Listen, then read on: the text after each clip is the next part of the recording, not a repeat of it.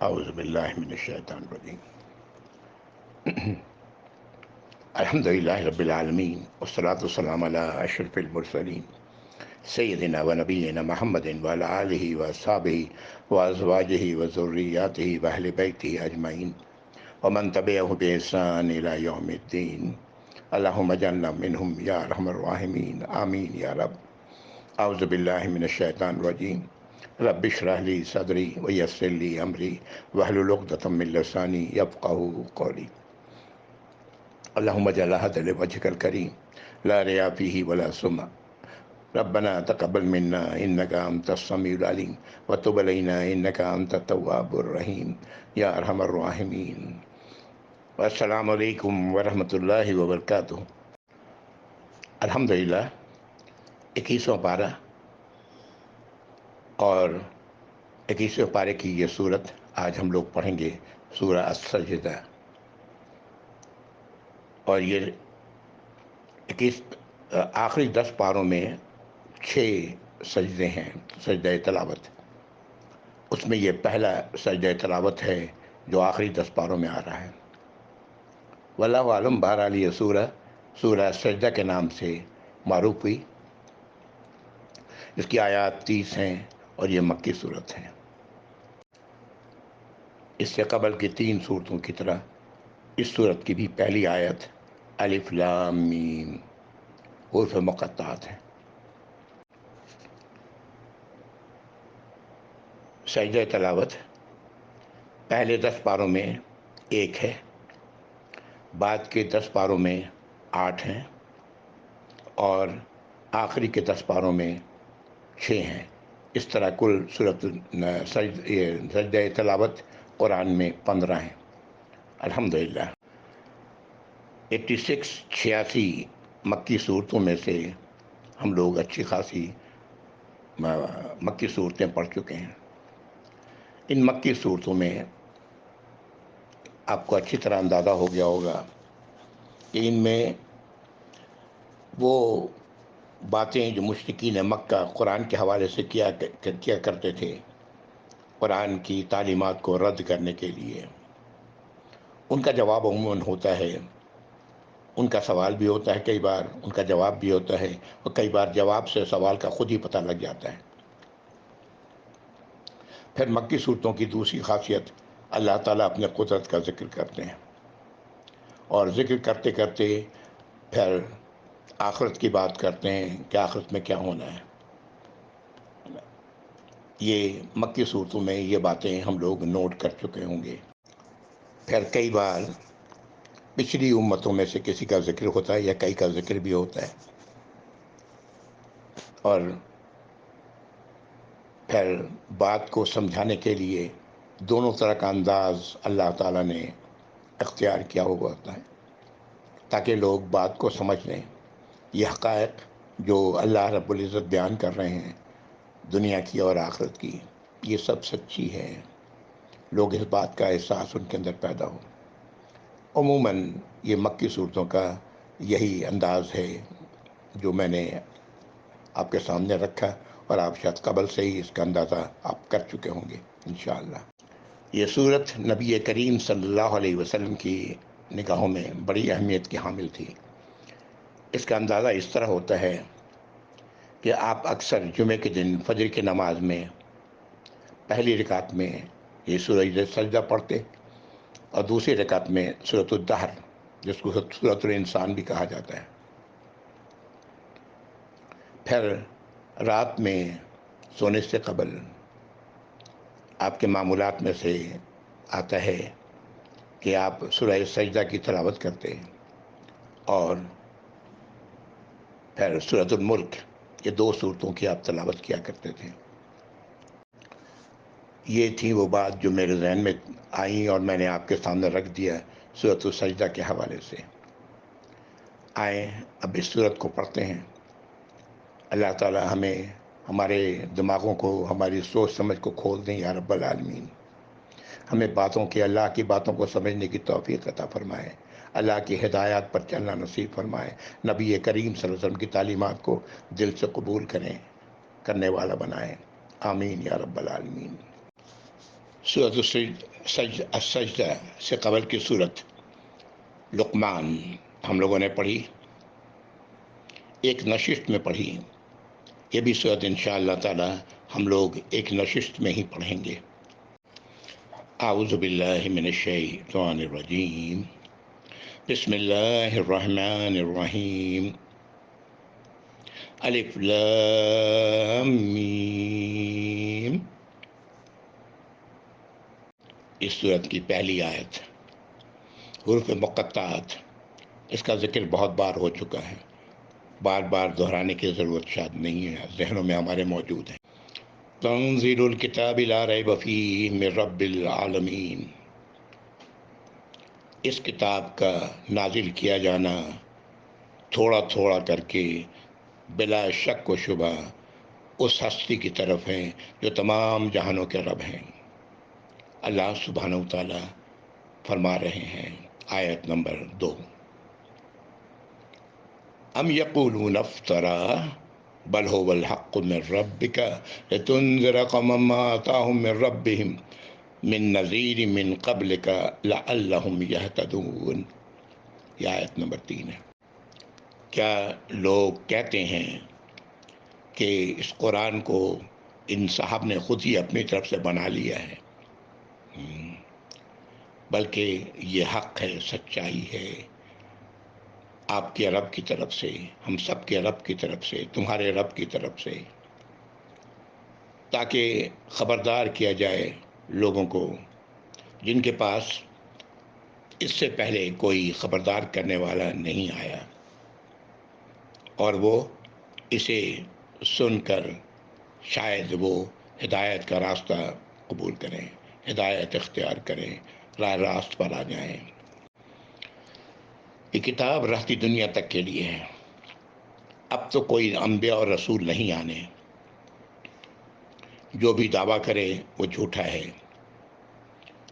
تو رہتی دنیا تک کے لیے جو لوگ آئیں گے یا وہ لوگ جو اس سے پہلے تھے جن تک کوئی انبیاء اور رسولوں کی بات نہیں پہنچی، ان سب کے لیے یہ کتاب اس لیے ہے کہ وہ اس سے خبردار ہو جائیں، جان لیں کیا کچھ ہونا ہے، اور وہ راستہ اختیار کریں، وہ راستہ جو اللہ تک لے جانے والا ہے، جہنم سے بچانے والا ہے، اللہ کے انعام کا مستحق بننے والا ہے، اس پر چلنے والے بننے والے ہیں. سورۃ الفاتحہ ہم لوگ اہدنا الصراط المستقیم صراط الذین انعمت علیہم، یہ ہے وہ راستہ جس پر جو اختیار کریں، غیر المغضوب علیہم ولا الضالین، اور اس راستے سے اپنے آپ کو بچا لیں جس پر چلنے والوں پر اللہ ناراض ہوئے ہیں یا بھٹک گئے ہیں چلنے والے.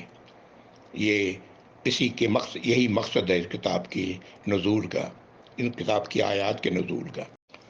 آیت نمبر 4 سے لے کے غالباً آیت نمبر 9 تک اللہ کی قدرت کا ذکر ہے، اور بہت ساری وہ باتیں جو ہم نہیں جانتے ان کا بھی ذکر ہے. اعوذ باللہ من الشیطان الرجیم. اللہ الذی خلق السماوات والارض، اللہ ہی ہے جس نے تخلیق کی ہے آسمانوں کی اور زمین کی. وما بینہما فی ستۃ ایام ثم استوی علی العرش، اور جو کچھ ان کے درمیان ہے 6 دنوں میں، 6 ایام میں، 6 ادوار میں، پھر اللہ تعالیٰ عرش پر مستوی ہوئے. ما لکم من دونہ من ولی ولا شفیع، تمہارے لیے کوئی بھی نہیں اللہ کے سوا، نہ کوئی ولی اور نہ کوئی شفاعت کرنے والا. افلا تتذکرون، تو کیا تم اس بات پر غور نہیں کرتے، اس بات کو قبول نہیں کرتے، اس سے کوئی نصیحت حاصل نہیں کرتے. یہ آیت نمبر 4 تھی. اگلی آیت، یدبر الامر من السماء الى الارض ثم یعرج الیہ فی یوم کان مقدارہ 1000 سنۃ مما تعدون. اللہ تعالیٰ اپنے حکام کی آسمانوں اور زمین میں تدبیر کرتے ہیں، یعنی اس کی پلاننگ اللہ تعالیٰ کرتے ہیں۔ آج کی زبان میں ایک لفظ استعمال کرتا ہوں، جس کائنات کے چیف ایگزیکٹو آفیسر CEO آج جیسے بولا جاتا ہے، اللہ سبحانہ و تعالیٰ ہی ہے۔ تمام کے تمام قوانین اللہ تعالیٰ ہی بناتے ہیں اس پوری کائنات کے لیے، آسمانوں میں بھی اور زمین میں بھی۔ اور پھر یہ اٹھتا ہے اللہ کی طرف، واپس چڑھتا ہے ایک ایسے دن میں جس کا مقدار 1000 سال کے برابر ہے، یعنی جس طرح تم گنتے ہو۔ جو بات کہی گئی کہ آسمان سے لے کر زمین تک کے تمام معاملات کی تدبیر کرتے ہیں اللہ رب العزت، حکم دیتے ہیں اللہ رب العزت، اور اللہ کے حکم کے مطابق وہ تمام کام ہوتا ہے، اور پھر ان کے نتائج اللہ کی طرف ہی چڑھتے ہیں ایک ایسے دن میں جس کی مقدار تمہاری گنتی کے 1000 سال جتنی ہے۔ یہ ان آیات میں کہا جا سکتا ہے کہ جو متشابہات میں سے ہیں۔ اس سے مطلب لوگوں نے یہاں یہ بھی نکالا ہے کہ اللہ کی طرف اس کے نتائج جو چڑھتے ہیں واپس جاتے ہیں، اس کا فاصلہ ایسا ہے جیسے کہ تمہارے گنتی میں 1000 سال کا فاصلہ ہو۔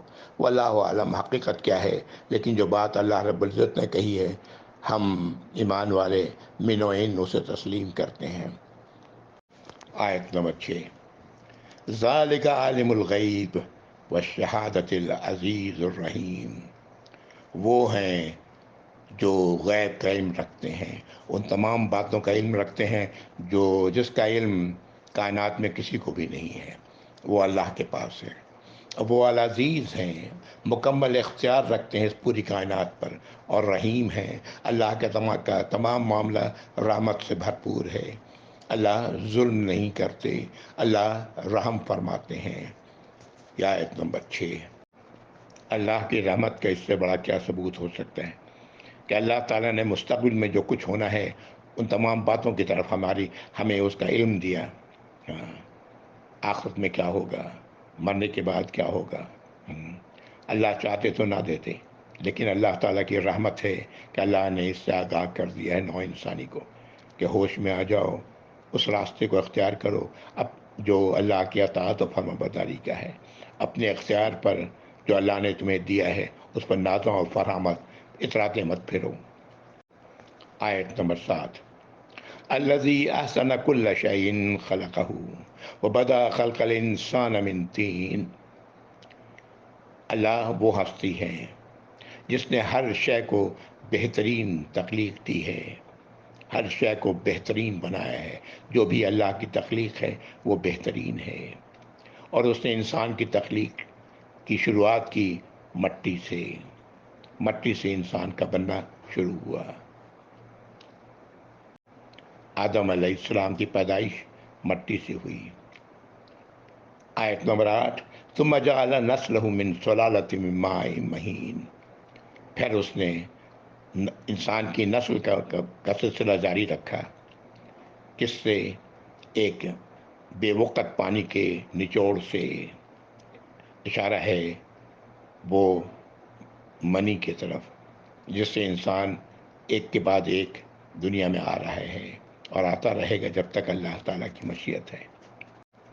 اللہ نے انسان کی یہ تخلیق کے اولین مراحل ماں کے پیٹ میں کیے، اس کے بعد اللہ تعالیٰ فرما رہے ہیں آیت نمبر 9 میں، ثم سواہ ونفخ فیہ من روحہ، پھر اللہ تعالیٰ نے اس انسان کو جو ماں کے پیٹ میں ہے اس کو درست کیا، پھر اس میں اپنے روح میں سے پھونکا، وَجَعَلَ لَكُمُ السَّمْعَ وَالْأَبْصَارَ وَالْأَفْئِدَةَ، اور تمہارے لیے اللہ نے بنایا کان، آنکھیں اور دل، قلیلا ما تشکرون، کم ہی ہیں ایسے لوگ تم میں جو شکر کرتے ہیں، اللہ کی اس صنعائی پر اللہ کا شکر ادا کرتے ہیں۔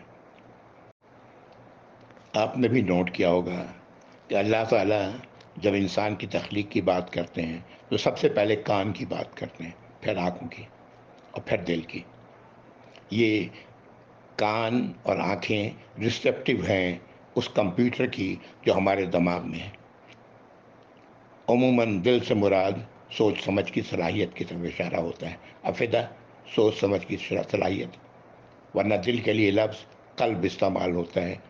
اللہ تعالیٰ نے دونوں الفاظ استعمال کیے ہیں اپنے اپنے موقعوں پر۔ ہماری نظر میں آنکھیں زیادہ اہمیت رکھتی ہیں، لیکن حقیقت یہ ہے کہ سب سے زیادہ اہمیت کا حق حامل ہمارے جو ریسپٹیو جو ہمارا ہے وہ کان ہے۔ نبی کریم صلی اللہ علیہ وسلم، جب آپ صلی اللہ علیہ وسلم سے کوئی بات کرتا تو آپ دھیان سے سنتے تھے۔ ایک اچھا مینیجر وہ ہوتا ہے جو کسی کی بھی بات کو دھیان سے سنتا ہے۔ یہ بہت بڑی خوبی ہے، اور ہم سب کو چاہیے کہ ایسا ہی کریں، جب بھی کوئی بات کرے تو دھیان سے سنیں۔ یہ جو صلاحیتیں اللہ رب العزت نے دی ہیں، اس پر اللہ کا شکر گزار ہونے کی ضرورت ہے۔ اللہ تعالیٰ نے اپنی روح میں سے پھونکا، واللہ عالم اس سے کیا مراد ہے، لیکن میری نظر میں یہ روح وہ اختیار ہے جو اللہ رب العزت عطا کرتے ہیں انسان کو۔ وہ اختیار ہے کہ جو چاہے جیسے چاہے کرے۔ اللہ کی فرما برداری کرنا چاہے تو الحمدللہ، اور اگر اللہ کی نافرمانی کرنا چاہتا ہے تو وہ کرے۔ دونوں کا انجام اللہ تعالیٰ نے کھول کھول کر قرآن کے اندر بیان کر دیا ہے۔ ایک سلیم الطبع انسان کو اللہ کی ان صلاحیتوں پر اللہ کا شکر گزار ہونا چاہیے۔ اللہ تعالیٰ ہم سب کو بھی اپنا شکر گزار بنائے یا رب العالمین۔ اللہم اجعلنا من الشاکرین۔ آیت نمبر 10 اور 11۔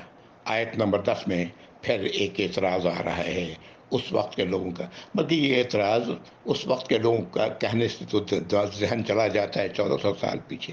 آج بھی یہ اعتراضات آج بھی لوگ کرتے ہیں۔ اعوذ باللہ من الشیطان الرجیم۔ وقالوا اذا ضللنا فی الارض ائنا لفی خلق جدید۔ اور لوگوں نے کہا کہ جب ہم گم ہو جائیں گے زمین میں، مٹی بن جائیں گے، تو کیا ہمیں دوبارہ نئے طریقے سے پیدا کر دیا جائے گا؟ جواب میں اللہ تعالیٰ فرماتے ہیں بل ہم بلقاء ربہم کافرون۔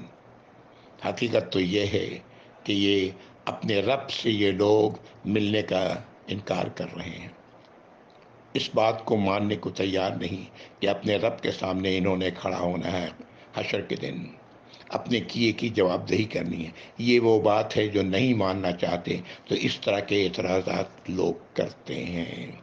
آج بھی جو لوگ اس قسم کے اعتراضات کرتے ہیں وہ در حقیقت آخرت کو تسلیم کرنے والے نہیں ہوتے۔ آیت 11۔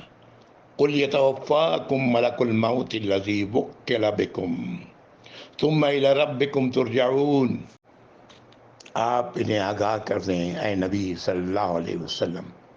آج یہ آیت مجھے اور آپ کو مخاطب کر رہی کہ تم آگاہ کر دو ایسے لوگوں کو کہ تم پر مقرر کردہ موت کا فرشتہ تمہاری روح کی قبض کرے گا۔ جو اللہ نے مقرر کر دیا فرشتہ وہ تمہاری روح قبض کرے گا، پھر تم اپنے رب کی طرف لوٹائے جاؤ گے۔ یہ ہے وہ جواب جو آخرت کو نہ ماننے والوں کو دیا جانا چاہیے۔ ہم سب کو جاننا چاہیے کہ ایسے لوگوں کو کیا جواب دینا ہے۔ آیت نمبر 12 میں آخرت کا ایک نظارہ سامنے رکھا جا رہا ہے۔ وَلَوْ تَرَىٰ إِذِ الْمُجْرِمُونَ نَاكِسُو رُءُوسِهِمْ عِندَ رَبِّهِمْ۔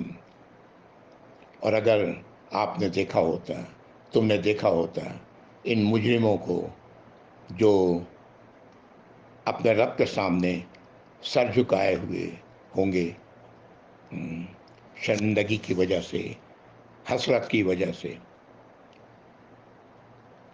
ربنا ابصرنا وسمعنا فارجعنا نعمل صالحا انا موقنون۔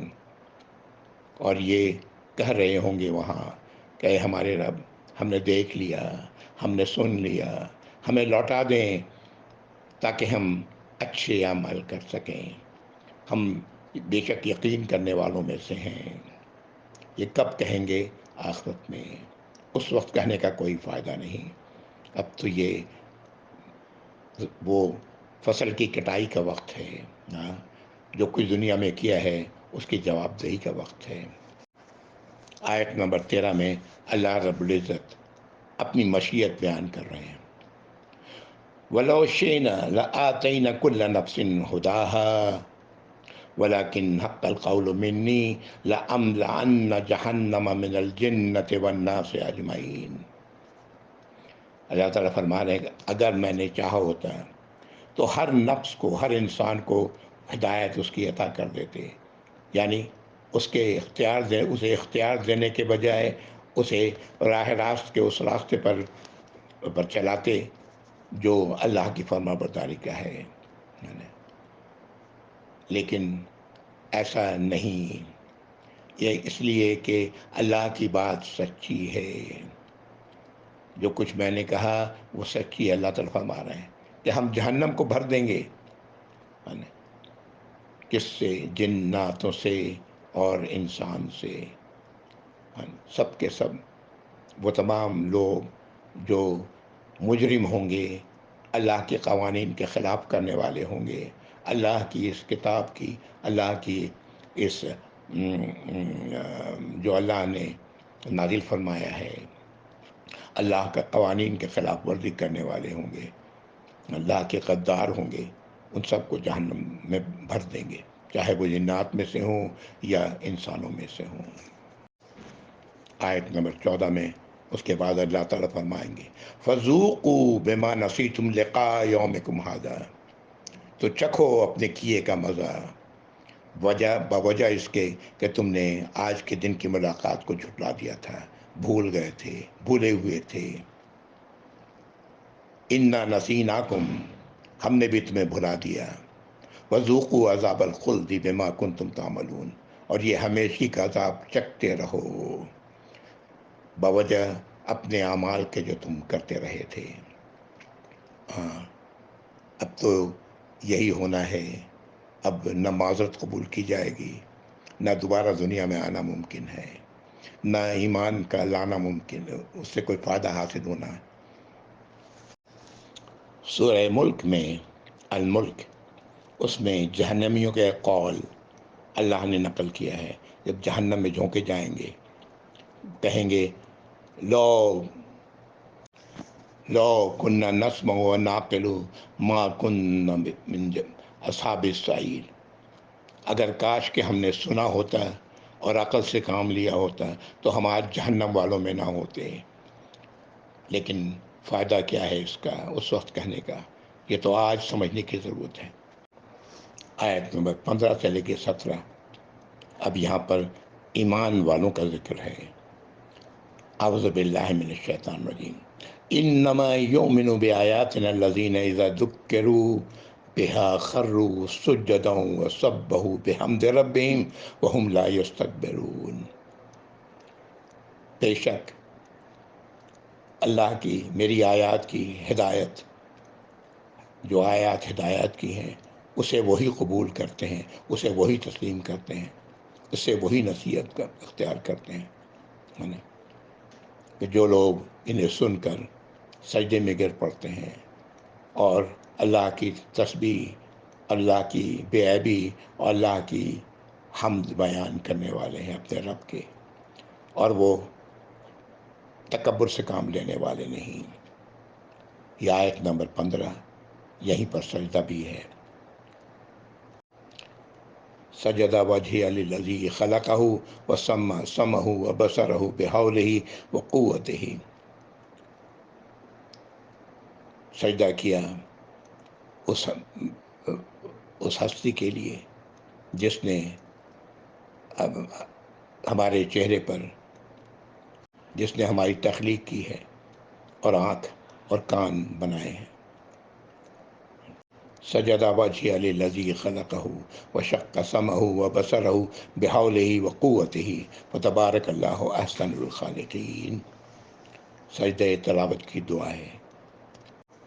جو بات کہی گئی کہ اللہ تعالیٰ فرما رہے ہیں کہ ہماری آیات کے تسلیم کرنے والے تو وہی لوگ ہیں جب انہیں ان کے ذریعے نصیحت کی جاتی ہے تو بے ساختہ اپنے رب کی حمد کے ساتھ اس کی پاکی بیان کرتے ہوئے سجدہ ریز ہو جاتے ہیں اور تکبر نہیں کرتے۔ سبحان ربی العظیم و بحمدہ، سبحان ربی العلی و بحمدہ۔ اگلی آیت میں اللہ تعالیٰ فرماتے ہیں ان لوگوں کے بارے میں جو تسلیم کرنے والے ہیں، تتجافی جنوبہم عن المضاجع یدعون ربہم خوفا وطمعا ومما رزقناہم ینفقون۔ یہ آیت نمبر 16۔ ان کے پہلو ان کے بستروں سے دور ہوتے ہیں، بستروں پر کروٹیں بدلتے ہیں، اپنے رب کے خوف اور امید کے ساتھ راتوں میں دعائیں کرتے ہیں، اور جو رزق ہم نے انہیں دیا ہے اس میں سے وہ خرچ کرتے ہیں، دوسروں کو دیتے ہیں، دوسروں کو ان میں شامل فرماتے ہیں، شامل کرتے ہیں۔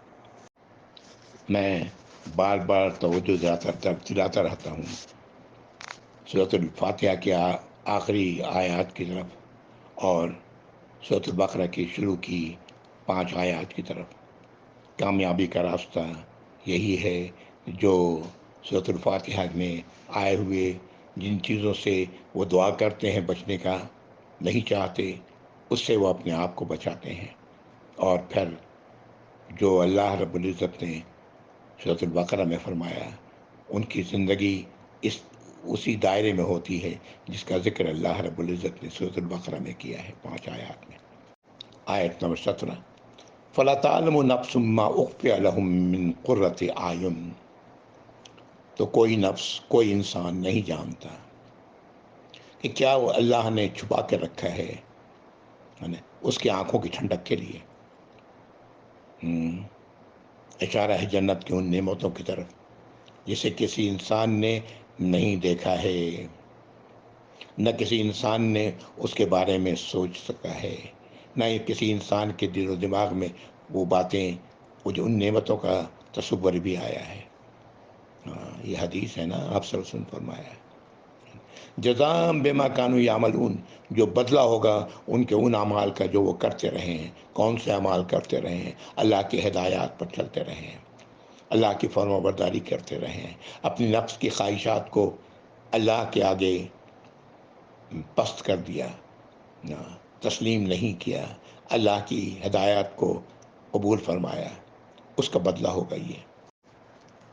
نبی کریم صلی اللہ علیہ وسلم نے ایک موقع پر کچھ اس طرح فرمایا کہ اللہ تعالیٰ 2 ایسے لوگوں سے بہت خوش ہوتے ہیں، ایک وہ جو رات کو میٹھی نیند سویا لیکن دفتن اپنے رب کی نعمتیں، اس کی سزائیں یاد کر کے اٹھ بیٹھتا ہے، اپنے نرم اور گرم بستر کو چھوڑ کر میرے سامنے کھڑا ہو کر نماز ادا کرتا ہے۔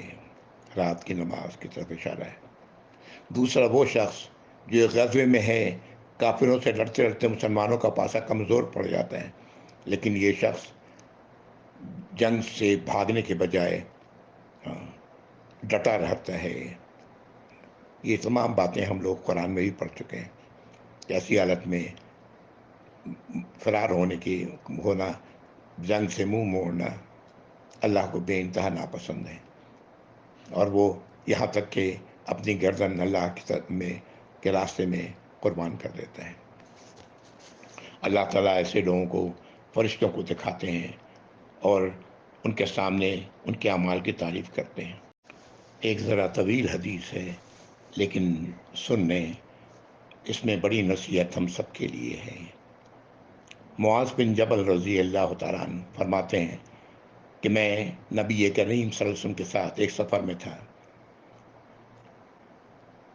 اور آپ کے قریب چل رہا تھا، یعنی دونوں کی سواریاں قریب قریب تھیں،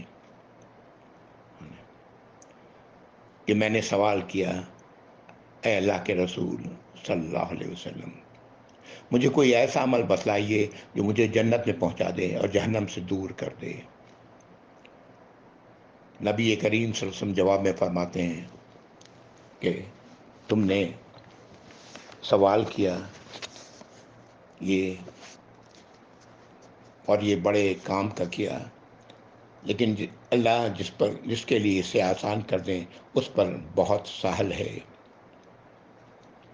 سنو تم اللہ کی عبادت کرتے رہو، یعنی اللہ کی اطاعت و فرمانبرداری کرو، اس کے ہی آگے جھکو، اس سے ہی دعائیں کرو، اس کے ساتھ کسی کو شریک نہ کرو، نمازوں کی پابندی کرو، رمضان کے روزے رکھو، بیت اللہ کا حج کرو، زکوٰۃ ادا کرتے رہو۔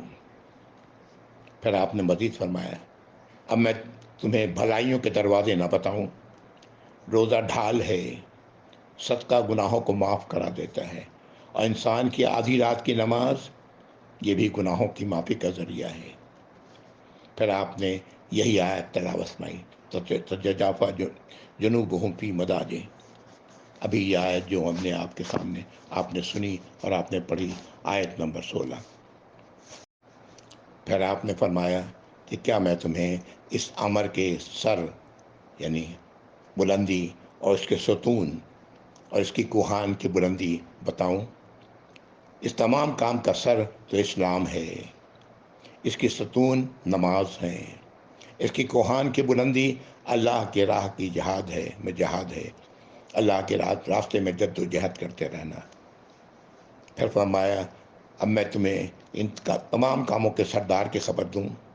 پھر اپنی زبان پکڑ کر فرمایا اسے روکے رکھو۔ معاذ بن جبل کہتے ہیں کہ میں نے کہا کیا ہم اپنی بات چیت پر ہی پکڑے جائیں گے؟ نبی کریم صلی اللہ علیہ وسلم فرمایا اے معاذ، افسوس تجھے یہ معلوم ہی نہیں کہ انسان کو عودھے منہ جہنم میں ڈالنے والی چیز تو اس کی زبان کے کنارے ہی ہے۔ یہ حدیث میں نے اس لیے بیان کی کہ پوری کی پوری دین کی بات الحمدللہ اس کے اندر موجود ہے۔ اور جو سب سے خطرناک چیز ہے زبان، جس کی ہم پرواہ نہیں کرتے، ہاں، اسے کس طرح بچانا ہے اللہ کی ناراضگی سے۔ نبی کریم صلی اللہ علیہ وسلم سے یہ حدیث قدسی بھی ہے، جس کا ذکر میں نے ابھی کچھ دیر پہلے بھی کیا۔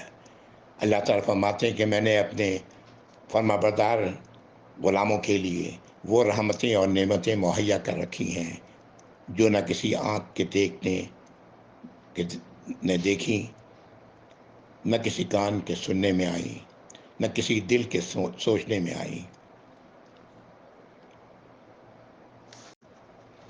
اور پھر یہ حدیث بیان کرتے ہوئے حدیث کے راوی یہی آیت کی تلاوت انہوں نے کی، فَلَا تَعْلَمُ نَفْسٌ مَّا أُخْفِيَ لَهُم مِّن قُرَّةِ أَعْيُنٍ، آیت نمبر 17 اس صورت کی جو ابھی ہم نے پڑھی۔ ایک اور روایت میں نبی کریم صلی اللہ علیہ وسلم فرمایا، کچھ یوں فرمایا کہ جنت کی نعمتیں جس سے ملیں گی وہ کبھی بھی بے نعمت نہیں ہونے والا، ان کے کپڑے پرانے نہ ہوں گے، ان کی جوانی ڈھلے گی نہیں، ان کے لیے جنت میں وہ ہے جو نہ کسی آنکھ نے دیکھا، نہ کسی کان نے سنا، نہ کسی انسان کے دل پر ان کا وہم و گمان ہوا ہے۔ اللہ تعالی ہم سب کو اس لائق بنائے یا رب العالمین، ان باتوں کی سمجھ عطا فرمائے، اور اللہ کی نافرمانیوں سے اپنے آپ کو بچانے والا بنائے، اللہ کا اطاعت گزار و فرما بردار زندگی کی آخری سانس تک رکھیں یا رب العالمین، ایمان کے ساتھ دنیا سے لے جائیں، خاتمہ بالخیر کریں یا رب العالمین، آمین یا رب العالمین۔ ان آیات کے حوالے سے مزید بھی روایتیں موجود ہیں، لیکن وقت بچانے کے لیے میں ان کا ذکر نہیں کر رہا ہوں۔ جو شوق رکھتے ہیں احادیث کی کتابوں کو کھولیں، ان کے اندر مل جائیں گی۔ آیت نمبر 18، اعوذ باللہ من الشیطان الرجیم، افمن کان مومنا کمن کان فاسقا، کیا وہ جو ہوا مومن، کیا وہ اس کی طرح ہوگا جو فاسق ہیں؟ لا یستوون، ہرگز برابر نہیں ہیں دونوں۔ یہاں یہ بات نوٹ کریں، اللہ تعالیٰ نے مومن کے مقابلے میں فاسق کو لایا ہے۔ فاسق کون ہوتا ہے؟ قرآن ہم لوگ پڑھتے ہوئے آ رہے ہیں، اندازہ ہو چکا ہوگا، منافق ہیں وہ فاسق ہیں۔ صاف لفظوں میں اللہ تعالیٰ نے سورہ توبہ میں بتایا، پھر سورہ النساء میں ہی پڑھ چکے ہیں۔ اور مومن اور فاسق کو کسی چیز کو بیان کرنے کے لیے سب سے اچھا ذریعہ یہی ہوتا ہے کہ اس کے ٹھیک الٹ چیز کو بتا دیا جائے۔ تو اللہ تعالیٰ نے مومن کا الٹا کیا ہے؟ فاسق۔ دونوں برابر نہیں ہو سکتے۔ آیت نمبر 19، اما الذین آمنوا وعملوا الصالحات فلہم جنات المأوی نزلا بما كانوا یعملون۔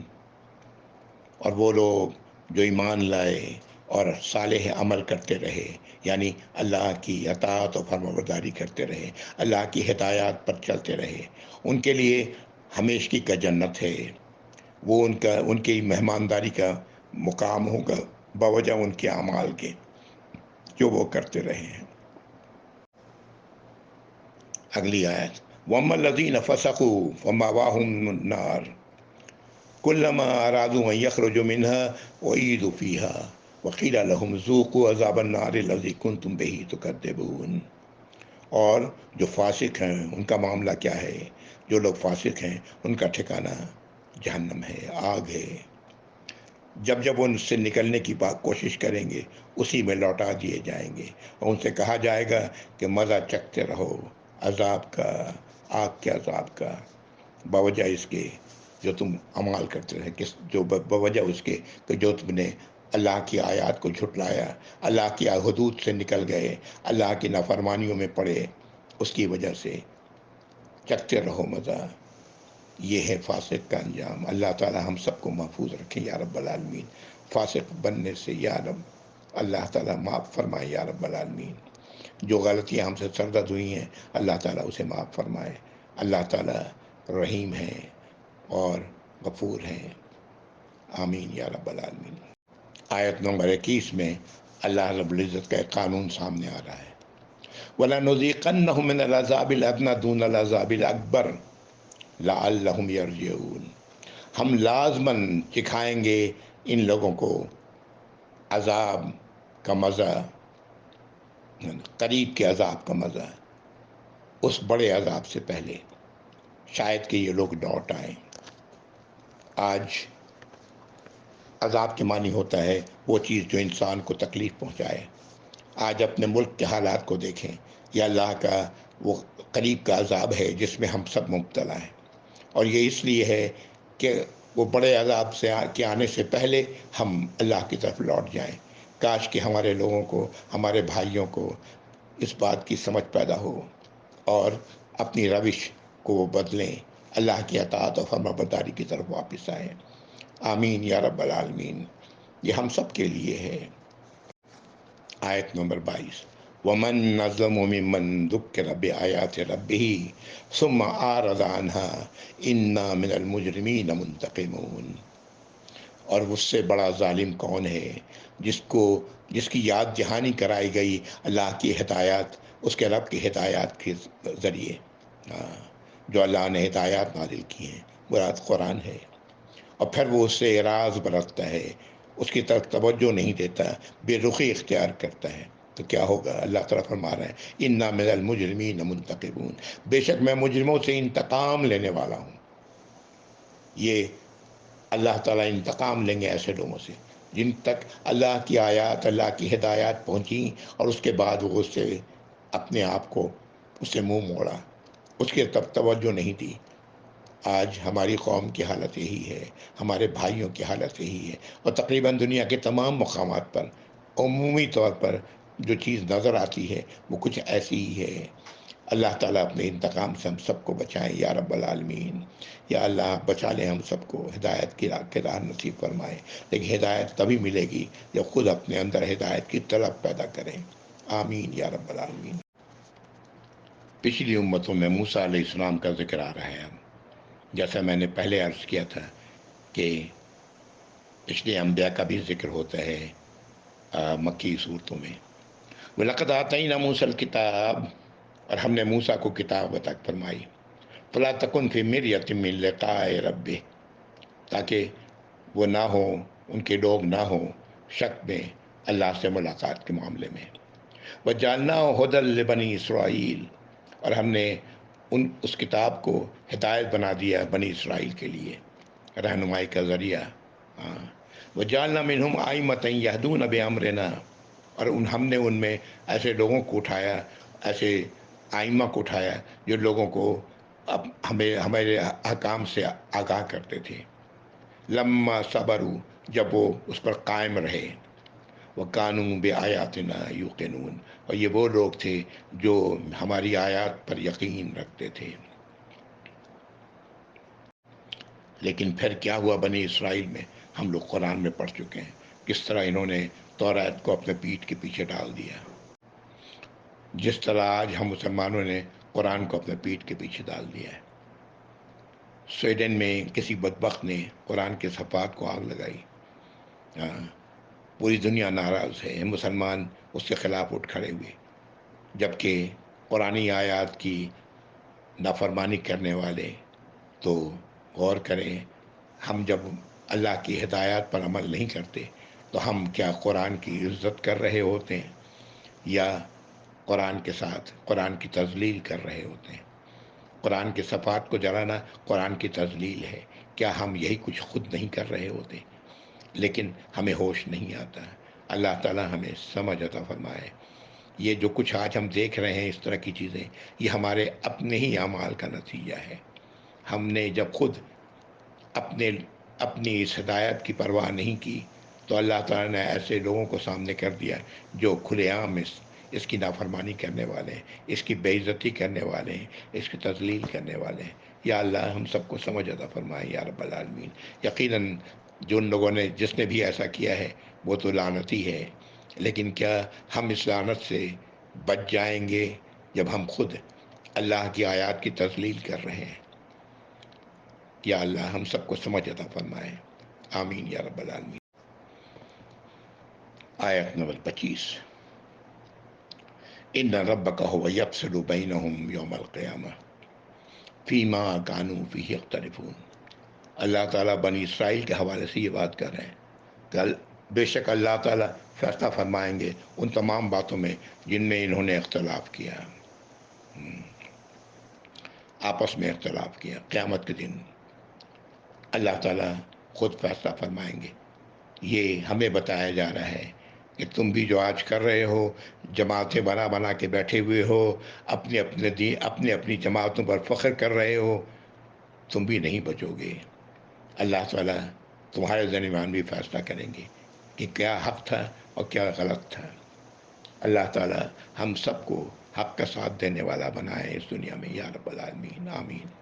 اب آگے کی یہ آیت نمبر 26 سے لے کے آخر تک آنکھیں کھولنے کے لیے ہیں، تاکہ آنکھیں کھلیں۔ اللہ تعالیٰ توجہ دلا رہے ہیں، فہمائش کر رہے ہیں ہم سب کی۔ اعوذ باللہ من الشیطان الرجیم۔ اولم یہد لہم کم اہلکنا من قبلہم من القرون یمشون فی مساکنہم ان فی ذالک لآیات افلا یسمعون۔ کیا یہ لوگوں کے لیے ہدایت نہیں کہ ہم نے کتنے ہی نسلوں کو ان سے پہلے ہلاک کر دیا، جو زمین پر چلتے تھے، اپنے گھروں میں چلتے پھرتے تھے؟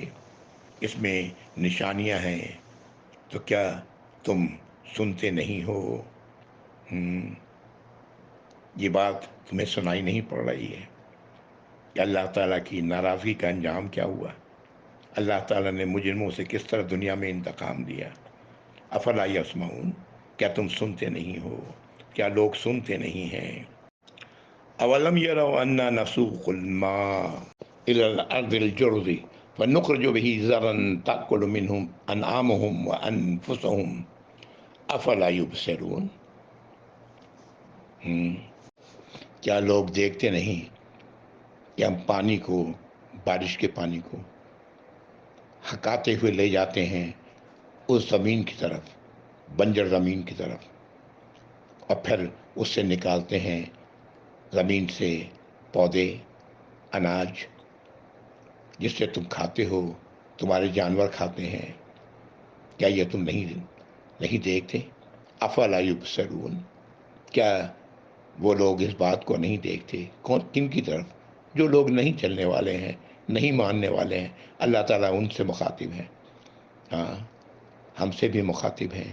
کیا ہم واقعی اللہ تعالیٰ کی ہدایات پر مکمل طور پر عمل کرنے والے ہیں اپنی استطاعت کے مطابق؟ کیا ہم سنتے نہیں؟ کیا ہم دیکھتے نہیں؟ اللہ تعالیٰ ہمیں سننے اور دیکھنے والا بنائے۔ آخری 3 آیات 28، 29 اور 30۔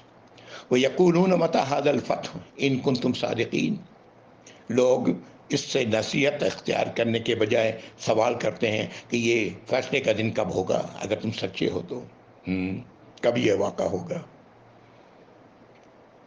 قُلْ يَوْمَ الْفَتْحِ لَا يَنْفَعُ الَّذِينَ كَفَرُوا إِيمَانُهُمْ وَلَا هُمْ يُنذَرُونَ، تم کہہ دو، آپ کہہ دیں اے نبی صلی اللہ علیہ وسلم کہ وہ فیصلے کا دن، اس دن وہ کوئی فائدہ نہیں پہنچائے گا۔ آج جو لوگ ناشکری کی روش اختیار کر رہے ہیں، کیے ہوئے ہیں، جو اللہ کی نافرمانیاں کر رہے ہیں، ان کا اس دن ایمان لانا انہیں کوئی فائدہ نہیں پہنچائے گا، اور نہ ہی ان کی طرف کوئی توجہ دی کی جائے گی۔ یعنی معاملہ سب ختم ہو چکا، اب تو جو کیا ہے اس کی جواب دہی ہے، اس کا بدلہ ملنا ہے۔ آخری آیت، فَأَعْرِضْ عَنْهُمْ وَانتَظِرْ إِنَّهُمْ مُنتَظِرُونَ، کہا جا رہا ہے آپ صلی اللہ علیہ وسلم کو مخاطب کر کے، اور یہ ہم سب کو، کہ ایسے لوگوں سے اعراض برتیں جو ماننے کو تیار نہیں، اور منتظر رہیں۔ یہ لوگ بھی منتظر ہیں اس برے دن کے جو ان کے سامنے آنے والا ہے۔ اللہ تعالیٰ اس برے دن سے ہم سب کو بچا لیں، اس دن اپنی رحمت نازل فرمائے، اس دن ان لوگوں میں شامل فرمائے جن کو اللہ تعالیٰ عظیم کامیابی عطا فرمائیں گے۔ آمین یا رب العالمین۔ وآخر دعوانا الحمد للہ رب العالمین، وصلی اللہ علی محمد وعلی آلہ وصحبہ وازواجہ وذریاتہ واہل بیتہ اجمعین ومن تبعہ بإحسان الی یوم الدین، اللہم اجعلنا منہم یا رب العالمین۔ آمین یا رب ثم آمین یا رب العالمین۔ السلام علیکم ورحمۃ اللہ وبرکاتہ، جزاکم اللہ خیر۔